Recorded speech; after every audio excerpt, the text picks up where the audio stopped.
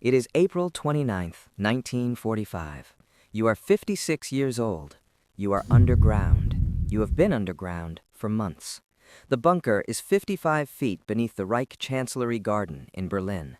Concrete walls, concrete ceiling, concrete floor. The air recyclers hum constantly. They are the only sound that never stops. You have not seen sunlight in weeks. You have not breathed fresh air since March. The world above you is on fire. You can hear the Soviet artillery even down here. The ground shakes. Dust falls from the ceiling. Another shell. Another. They are getting closer. You know what that means.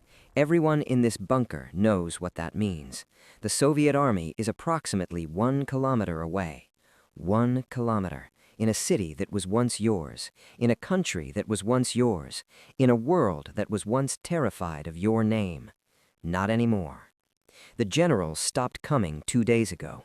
The ones who came told you things you did not want to hear. Army Group Wenck will not reach Berlin. The relief column is not coming. It was never coming. You screamed at them. You flipped maps off the table. You called them traitors. You called them cowards. They stood and absorbed it and said nothing because there was nothing left to say. The Third Reich is finished. Germany is finished. Everything you built over 12 years is collapsing in real time above your head while you sit in a concrete room 55 feet underground listening to Soviet artillery get closer with every passing hour. The night before, you did something nobody expected. You got married. Eva Braun has been with you for years. She came to the bunker voluntarily when she did not have to. Everyone told her to leave Berlin. She refused. She said, "Where you go, she goes." In the early hours of April 29th, you stood in the map room with a small group of witnesses and a city official who had been brought in specifically for this purpose, and you got married. The ceremony lasted 10 minutes. Eva cried. You did not. She became Eva Hitler for exactly 1 day. You also dictated your personal will and your political testament that night. In your political testament, you blamed the Jews for the war. Even now, even here, even in the last hours with Soviet soldiers 1 kilometer away, you blamed the Jews. This was not a man having a final moment of reflection or regret. This was a man who believed everything he had always believed right up until the end. You expelled Göring and Himmler from the Nazi Party in the Testament. Göring had tried to take power when it became clear you were trapped. Himmler had been secretly negotiating surrender with the Allies through a Swedish intermediary. You called them traitors. You appointed Admiral Donitz as your successor. You appointed Goebbels as Reich Chancellor. Goebbels would be dead within 24 hours. You somehow already knew that. The morning of April 30th, your last morning. You wake in the bunker at approximately 10 in the morning. Your sleep has been broken and shallow for weeks. You shake. Your left hand trembles constantly now, a physical symptom that has been getting worse for months. Parkinson's disease, most historians believe, though it was never formally diagnosed. You walk slowly. You are hunched. The man who stood on podiums and held 70,000 people in a stadium in thrall with the power of his voice now shuffles through concrete corridors with a trembling hand. Dr. Morell, your personal physician, left the bunker days ago. Before he left, he was giving you injections of amphetamines and opiates and dozens of other substances daily, a cocktail of drugs that had been sustaining your energy and mood for years. Without them, you are diminished further. You eat breakfast, pasta and sauce. Your vegetarianism, one of the small consistencies that persisted even here. You have a last meeting with your remaining staff. You shake hands with each of them. Some of them are crying. You are not. You thank them for their service. You tell them it is over. You tell them they should try to make their way west and surrender to the Americans rather than the Soviets. You know what the Soviets will do to anyone they capture in this bunker. You have spent years ensuring that you know exactly what they will do. At approximately 2:30 in the afternoon, you have lunch. Eva is there. A small group of your remaining staff joins you. The conversation is described by survivors as surreal, normal, almost ordinary, people talking quietly while Soviet artillery shakes the ceiling above them. After lunch, you say your final goodbyes. You go room to room. Goebbels is there. Bormann is there. Your secretaries, Traudl Junge and Gerda Christian, are there. You take each person's hand, you look at them, you say something quietly. Nobody remembers exactly what you said. They remember the handshake, they remember your eyes, they remember that your left hand was shaking. At approximately 3:15 in the afternoon, you and Ava go into your private study and close the door. The people remaining in the corridor outside sit and wait. Some are crying quietly, some are staring at nothing. The Soviet artillery continues. The ground continues to shake. Then, at approximately 3:30, they hear a single gunshot. When they open the door, they find you both on the sofa. Ava died from cyanide poisoning. Her lips are blue. Her expression is almost peaceful. You shot yourself in the right temple. The gun is on the floor. There is blood on the sofa. There is blood on the wall. This is how the most destructive human being of the 20th century ends. Not in a dramatic final battle, not captured and put on trial, not surrendering on a podium somewhere. On a sofa, in a concrete room, underground, alone except for a woman who chose to die beside him. Within minutes, your loyal aide, Otto Gunsche, and your valet, Heinz Linge, carry both bodies up the stairs, through the emergency exit into the Reich Chancellery garden. The garden is being shelled. They carry the bodies out anyway. They lay you in a shallow depression in the ground. They pour petrol over both bodies. They light a match. They stand back and give a final Nazi salute as the fire catches. Then they go back inside. The burning continues for several hours. Soviet soldiers will find the charred remains 2 days later. Dental records will confirm identification. You were gone, but what you left behind was not. Let us be completely clear about what those 12 years produced.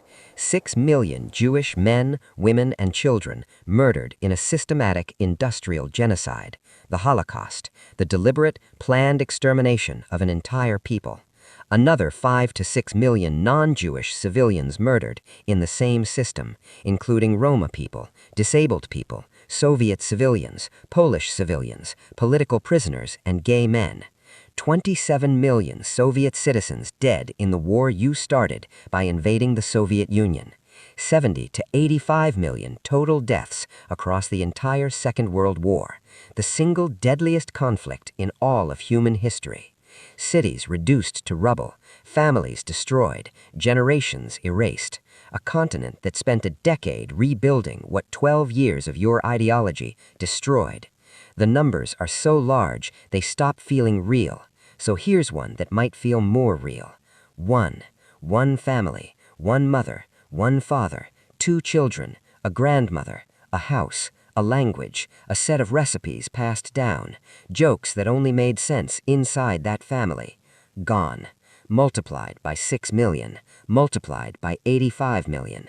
This is what was decided in that bunker. This is what ended on that sofa.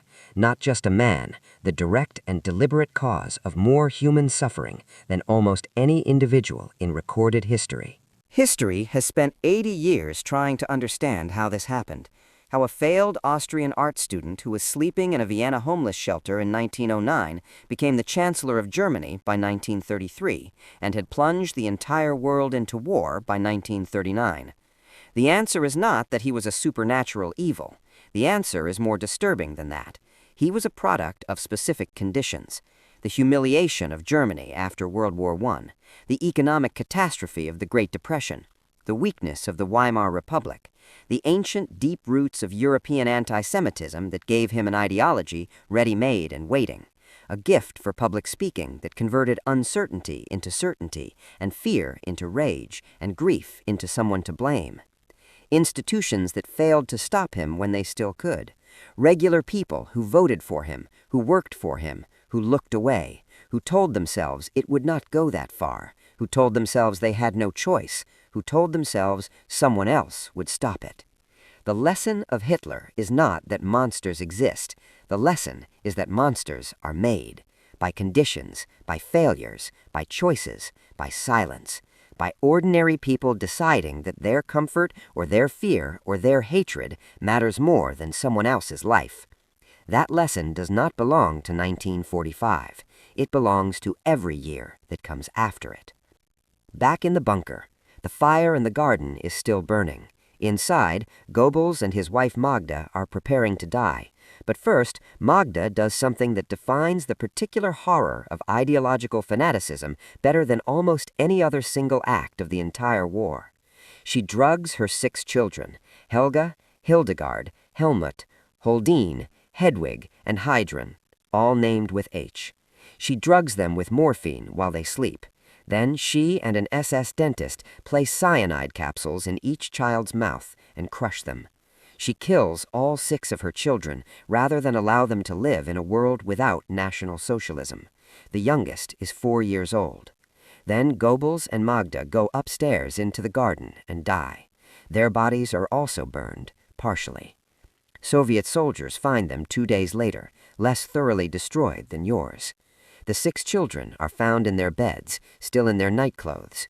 Helga, the oldest, was 12. There is evidence from her body that she regained consciousness during the poisoning and fought. She was 12 years old, and she fought. She had no idea what her parents had done or why. She only knew something was wrong, and she fought against it. Remember her name, Helga Goebbels, 12 years old. She deserves to be remembered more than the people who killed her. The bunker fell silent on May 2, 1945, when Soviet forces entered it. The war in Europe ended on May 8, 1945, Victory in Europe Day. People danced in the streets of London and Paris and New York. They wept. They embraced strangers. They had survived. But in the displaced persons camps across Europe, millions of survivors of the concentration camps were trying to understand what surviving meant when everything they had was gone. In the rubble of German cities, ordinary German civilians who had lived under this regime for 12 years were beginning to reckon with what had been done in their name. In the Soviet Union, families were receiving notices that their fathers and sons and brothers would not be coming home. 27 million times. The dancing in the streets was real and deserved, and the grief underneath it was also real. Both things were true at once. They are still both true. You died at 3:30 in the afternoon on April 30th, 1945. You were 56 years old. You had been in power for 12 years. In those 12 years, you started a war that killed 85 million people. You designed and implemented the systematic murder of 6 million Jewish people. You left behind a continent in ruins and a wound in human history that has never fully closed. The world you wanted, pure, dominant, eternal, lasted 12 years and ended on a burning sofa in an underground bunker while Soviet artillery destroyed the city above it. The world you tried to destroy is still here. The languages you tried to erase are still spoken. The people you tried to eliminate have children and grandchildren and great-grandchildren who are alive right now. You are dead. They are not. That is the only final score that matters.